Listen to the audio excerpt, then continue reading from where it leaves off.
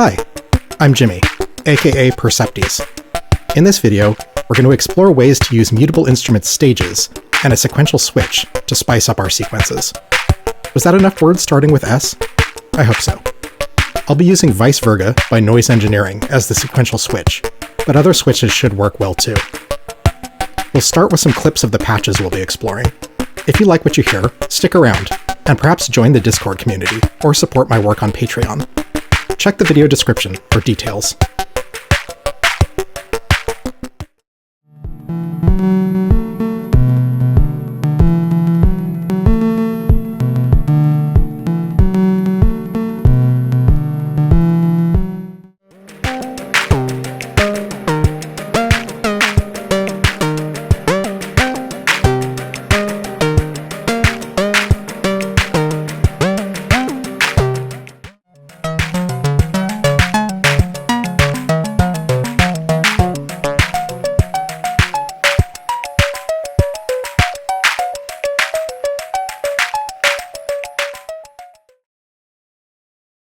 This video is not a deep dive on either stages or sequential switch, but let me explain a few very basic elements that will be necessary to understand these patches.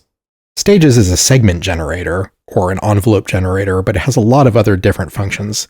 The basic idea is that each of these segments is an identical channel, and they control things like the rise or fall of an envelope, or the loop of an LFO, or the level of a segment between two rising or falling shapes. And you can chain them together to create longer, more intricate patterns. Vice Verga is the switch I'll be using. It's a sequential switch that has 8 inputs and 8 outputs. You send a signal into one of the inputs, and it maps to a different output depending on the position of the switch. You can press the advance button, which will move to the next stage in the sequence, or you can send a trigger to the advance input to do the same thing. The thing that's unique about Vice Verga is that it allows you to group the sequential switch into different sort of subgroups. So by default, input 1 will go to 1, 2 will go to 2, all the way down to 8. But if you switch the mode switch to 4, then you'll get 2 groups of 4 sequential switches that are isolated from each other. And similarly, if you go to group 2, then you'll get 4 2-stage switches that are all isolated from each other. So you can use the groupings depending on how many inputs and outputs you need for a particular function. You can also use the behavior switch right here, which alternates through 3 different modes for how the switch advances when it gets an advanced trigger or you press the button. The default mode is that it just increases by 1. And the other mode that I'll be using is the middle mode, which is a random sort of selection. So every time it gets an advance, it'll pick another random output within the group to map to. The other thing that's important to understand about the way Vice Verga works is that advancing just offsets which input is going to which output. So in the group of 2, let's say, you start with input 1 mapping to output 1, and input 2 mapping to output 2, and then when you advance, they swap, so that 1 is now going to 2, and 2 is going to 1. The 2 essential components of a melodic sequence are the pitch and the rhythm. People tend to focus on the pitch, but rhythm is just as important in making a sequence memorable and catchy. In this patch, we're going to explore ways of creating swing by offsetting every other step of the rhythm. Let me start the patch going.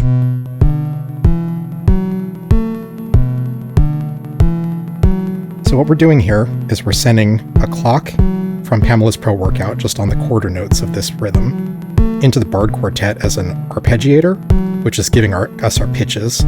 The pitches are then sent into plates, the volt per octave input to give us our pitches. Then we have a second quarter note clock that's going into the first input of Vice Verga, our sequential switch. We have Vice Verga set on groups of 2, moving in sequential mode and forward. So we're just using 2 outputs and we're alternating back and forth. Every quarter note, we switch which of these 2 outputs is being sent the gate. We then have another quarter note clock, which is triggering the advance. And so every time the quarter note clock triggers, we switch to the other output. And so we're getting a gate on only one of these, but not the other at any given quarter note. Finally, the important part is how we're using stages. We're using 2 decay envelopes on channels 5 and 6 of stages. The green mode, when used as a single segment, will just be a decay starting at maximum voltage and ramping down with a time controlled by these sliders. And we're going back and forth between the first gate output and the second gate output, which is triggering the decay envelope on stage 5 and stage 6. These 2 decay envelopes are then going into the quad VCA, and we're just mixing those 2 channels of CV together so that the single output can be sent into the VCA control for channel 3, which is our audio. So the result is that right now we're just getting 2 essentially identical decays on either step, but we can vary the time of the decay,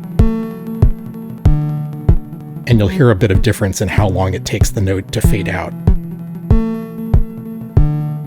So even though they sound kind of offset from each other, right now they're still triggering on the quarter note downbeat.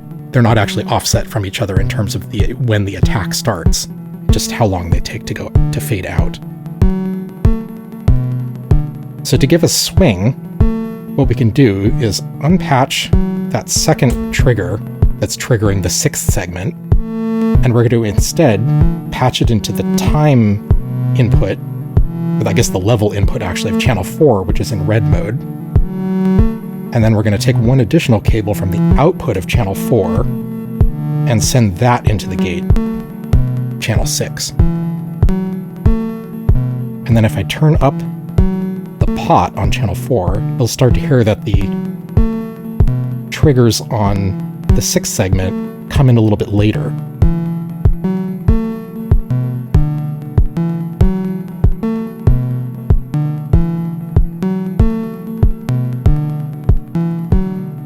So what's happening here is that the red mode on segment 4 is behaving as a CV delay. So we're sending in a voltage on the input, the level input, and it's just a gate. And what will come out of the output is exactly what we send in, but it'll be delayed by an amount of time that is set by this pot. So what we're doing is essentially sending the gate that was originally received on the 6th segment, just as we were before, but with a little bit of delay so that it comes a fraction of a second later. And we can create new rhythms by adjusting that amount of time. And of course, we can still change the actual decay time of these 2 channels independently to accentuate that kind of offset.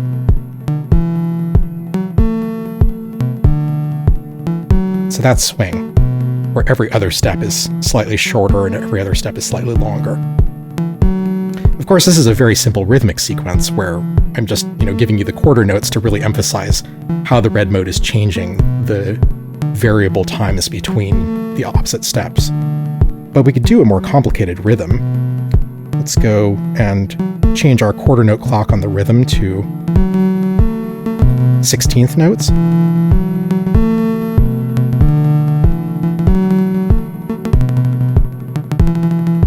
And let's give it a Euclidean rhythm instead of just on the downbeats. So maybe I'll do 15 steps with 9 triggers.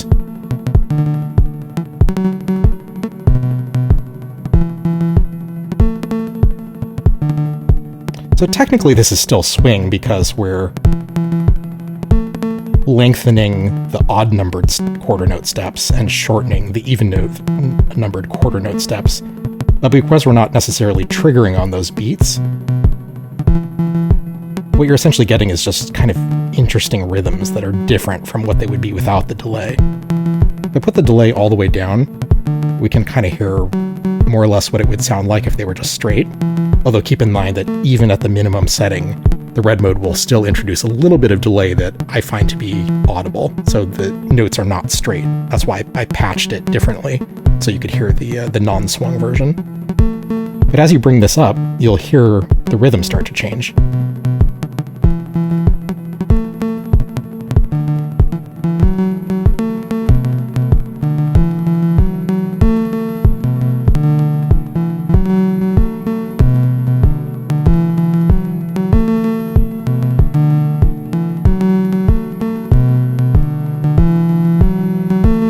experiment with different values here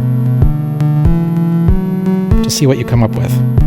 Sometimes you'll find things that are kind of nicely syncopated, and sometimes you'll find certain CV delays that result in rhythms where some of the notes kind of don't sound like they're in time with the tempo, because obviously the amount of delay that we're introducing here is not synced to the beat, and so you can easily get sort of interesting offset rhythms that don't really match the tempo.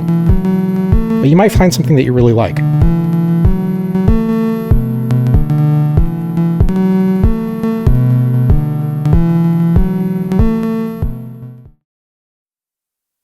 We were able to achieve swing by using the red mode of stages to delay a CV signal, but it was a little annoying that we could only control that manually by moving the pot.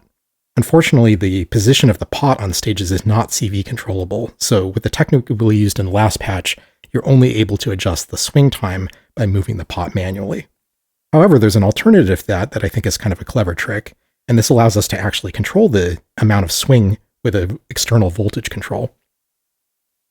The way that we're going to do that is, instead of using the red mode, we're actually going to use an attack decay envelope on channels 3 and 4 of stages, and we're going to use the fact that when you have a multi-segment envelope, all of the subsequent stages after the first one will send a trigger out of their output whenever that segment begins. What that means is that, like before, we have a gate coming in to channels 5 and 6, and those are going to be our two sort of alternating lengths of a beat, and we're going to send that second one into the gate input of segment 3, and then the slider on segment 3 is normally would be considered like the attack time of an envelope, but because we're not actually sending the output on segment 3 to anything, we're ignoring the actual amount of voltage coming from that envelope, and instead what we're doing is we're just sending out a trigger whenever the attack ends and the decay begins. And as a result, the attack slider controls the amount of delay before that trigger happens, just like the red channel was doing. And the benefit here is that the position of the slider is controllable by CV with that top jack. So let's just listen again. This is the same thing we had before, but if I move slider 3 up, we'll start to hear swing again.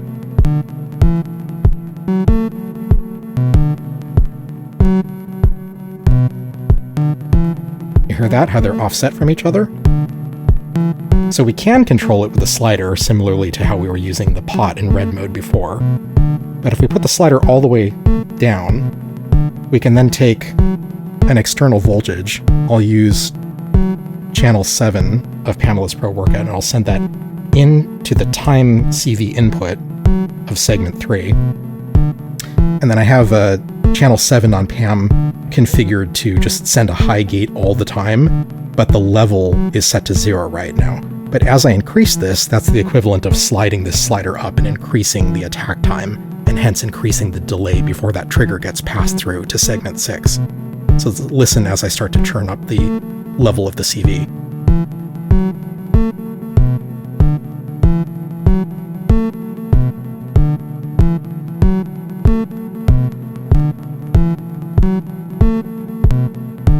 Start to really hear it around 50%.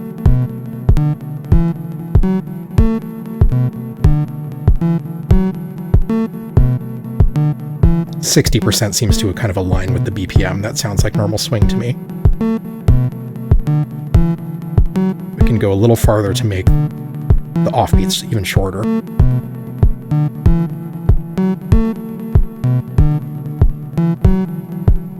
So now you can program in a sequence that allows you to externally control the swing time.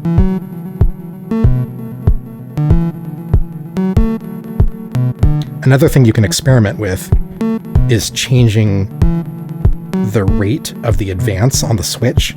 Right now we're switching back and forth on the quarter notes, but we could change this division if we go to output number 4. And for example, we could set this to 2x.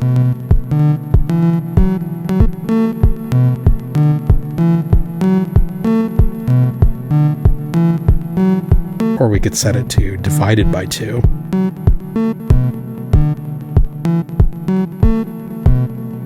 some other division to get other interesting rhythms that are not necessarily swing in the traditional sense, but by using different clock divisions and multiplications, you can get swing on different subdivisions of the beat, or rhythms that change in a way that wouldn't be described as swing, but give you something other than the straight rhythm you started with.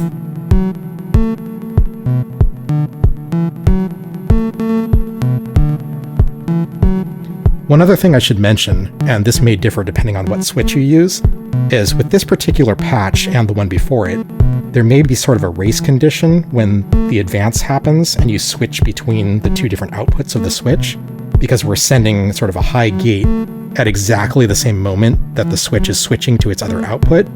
And if they happen slightly out of order of what you want, you may find that the notes sort of double trigger when the quarter note comes down, so you get kind of a double attack. If you find that to be the case, what you can do is change the phase on the clock that's triggering the advance. I think I've done that here. So yeah, if we look at the phase of output 4, I've set it to 1% so that the advance happens just a split second later, and those two signals don't trigger out of order. This may not come up if you have a switch that's very, very accurate with these two signals, but in case you hear that sound, that's a way you can fix it.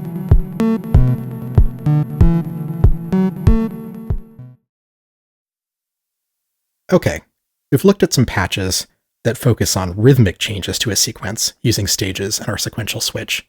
But let's take a look at some patches where we focus on the pitch. A very often overlooked technique is to use portamento, aka glide or slew, to affect the pitch changes in a sequence. Normally, and by default, in electronic music and sequencing, you'll get individual on-off states for each note, and pitch changes between them are discrete. By using portamento or glide, the pitch will gradually and continuously slope between two adjacent values, creating kind of a bend sound. This is basically the same thing that you get when you bend a guitar string. You get a continuous change between multiple pitches. We can do this with stages because the orange looping mode gives us slew limiting, which will essentially delay the change in CV over time. So let's listen to a sequence that we've got going here. This is a very basic sequence with just a sample and hold sort of pitch CV sequence that's going into the barred quartet to quantize it to a musical scale, and then we're sending our pitch sequence into the first input of vice versa. We've got our switch set on the groupings of 4, so every time an advance comes in on this clock trigger, we're going to be switching between the top 4 output jacks. And I've got this set to the random middle position, so every time the advance trigger happens, the switch is going to switch to a random one of the 4 outputs. It's not going in sequence vertically. We then have each of our 4 outputs patched into the CV inputs of segments 3 through 6 on stages. We got them again in the orange looping mode with the pots all the way down. We then have the 4 outputs going into a CV mixer and then back in to plates as our volt per octave sequence. I should note that in this patch I'm using an off-screen CV mixer, the Quadrat, because I actually found it to be more accurate than the Quad VCA for mixing pitch CV, which needs to be very accurate. If you're finding that your mixed CV is coming with sort of off-scale sounding pitches that don't quite sound right, then you may need to have a more accurate CV mixer. In particular, you'll have the best luck with a precision adder, which is really expected to be used for this kind of sequence, or this kind of CV mixing. Okay, so let's bring in some effects, make this a little more interesting. And what we can do here is that every time we're playing a note, we're sending our pitch through one of these at random, and by messing with the knobs, we affect the slew time of the CV going through that particular segment. So let me move them all up to noon.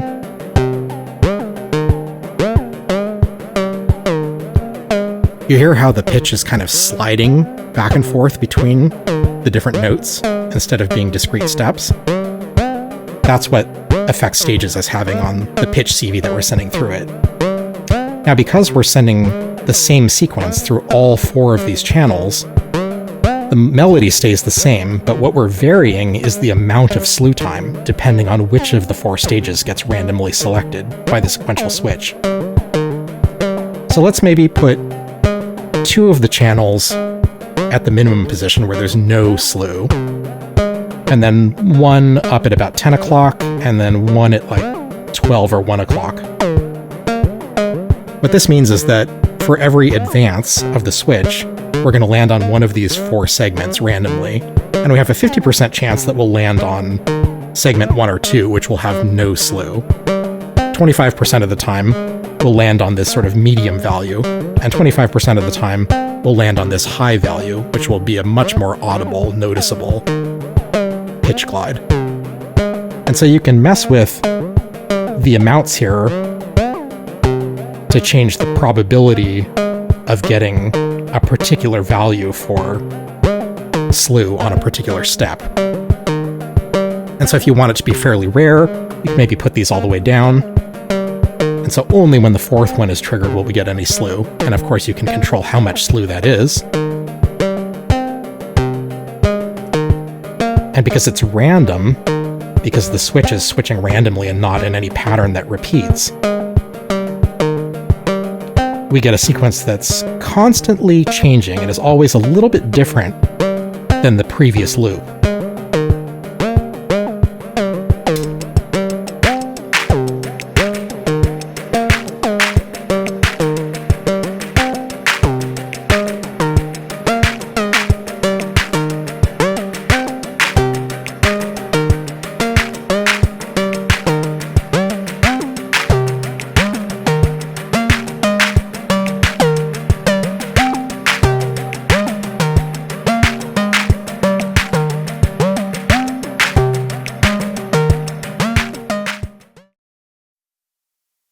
Since we've been talking about using stages to create interesting sequences, it would really be a shame if we went through this video without at least one patch where we're using stages as a sequencer itself. This is a fairly basic use of stages, and it's one of the sort of basic use cases for it. When you have a sequence of segments in the orange mode, not in the looping version, then sending a gate into the first one will advance sequentially through them and give you different voltages based on the position of the sliders on each step. And this can, if applied to pitch, will create a pitch sequence.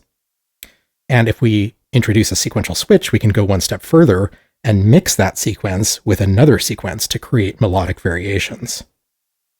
This particular patch will require Stages firmware 1.2, which was the final firmware that was released for the module, but may not be the one that was loaded onto it when you bought it. If you need to upload firmware version 1.2 onto your module, then you can download it from the Mutable Instruments documentation website, which I will link in the video description.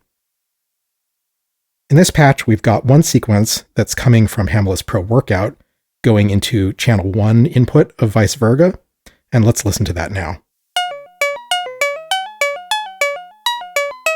This is the sequence coming in from Hamela's Pro Workout, going into Vice Verga input 1, coming out of Vice Verga input 1. But we have a second sequence that's coming out of Stages, going through our attenuator over here, using the quad VCA just for attenuation, going into a quantizer and into input number 2. So if I click the advance button manually to switch to the other state of the switch, now we're hearing a second sequence, which is determined by the position of these sliders here. The reason we needed the Stages 1.2 firmware is because we're using the extended sequence mode, where patching in the gate to a step right before an orange sequence will activate that and give you extra control over how the sequence advances.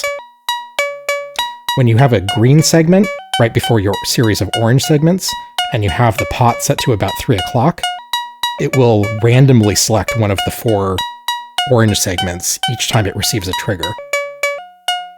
We're sending a quarter note trigger from the 7th output of Hamela's Pro Workout into the first segment of Stages, and we have it in the green looping mode, which turns it into a clocked LFO. So for every pulse of the LFO, we're sending a gate into the trigger for our random orange sequence, and the result is that on each quarter note, we get a different randomly selected stage from 3 to 6. you can play with the pot to get different modes for how the segment is chosen each time a clock comes in. But I think we're going to leave it on random for now, because what we want to do is mix this into our main sequence. So if we go back to the main sequence that's coming from channel 2 on Pamela's Pro Workout, and then we plug in another clock sequence into the advance, you can see I have a Euclidean sequence set up here, where we're triggering a couple of times towards the end of the step. So we're doing mostly sequence 1, and then right at the end of a line, we let in basically one note from sequence 2. So the result is that we get our main sequence with hints of random notes that kind of pop in here and there to vary it. Let's get some effects and drums going.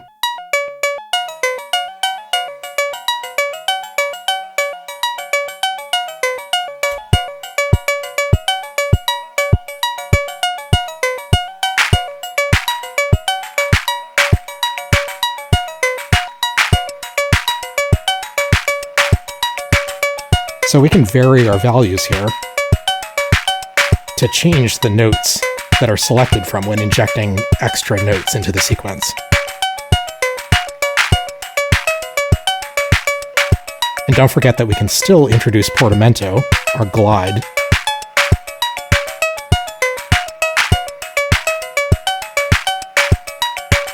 And since we run this through Quad VCA, we can also attenuate the signal prior to quantization. So if I do maybe 15%, then that will reduce the frequency of the pitch selected by the sliders. And so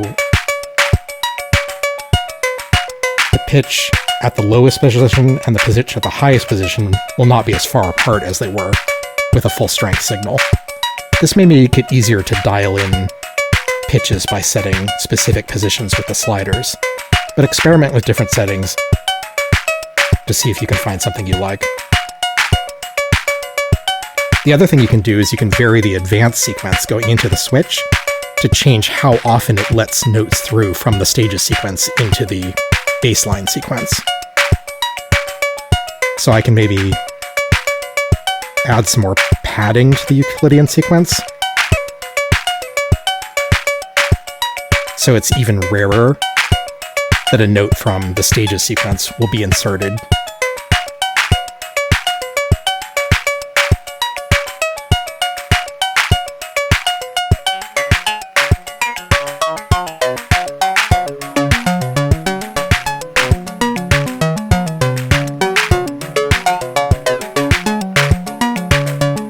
The other thing we can do is we can use the slider on segment 1 to multiply or divide the clock that's coming in and change the rate at which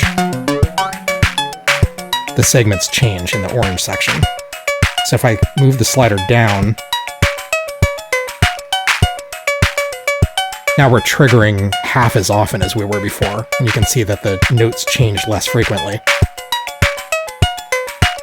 So experiment with different patterns into the advance, different clock divisions, different values for the pitches coming from the second sequence, different slew times, different attenuations.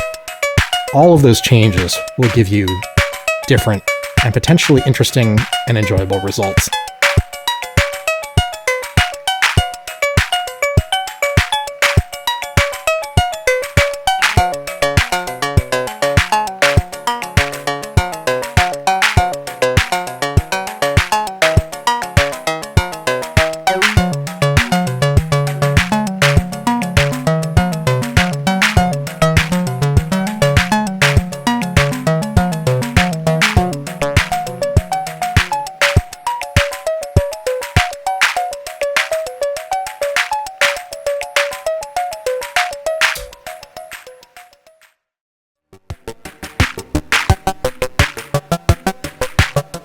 I hope you enjoyed these patches, and I hope they gave you some ideas for how to get more out of stages and a sequential switch. If you found the video valuable, I hope you'll follow along for more like it. I'd also very much appreciate your support on Patreon. You can join for free, or chip in a few dollars a month for step-by-step patch notes for videos like this one, high-quality audio downloads of all musical performances on the channel, full access to Discord, and more. Check the video description for details. Thanks. I'll see you next time.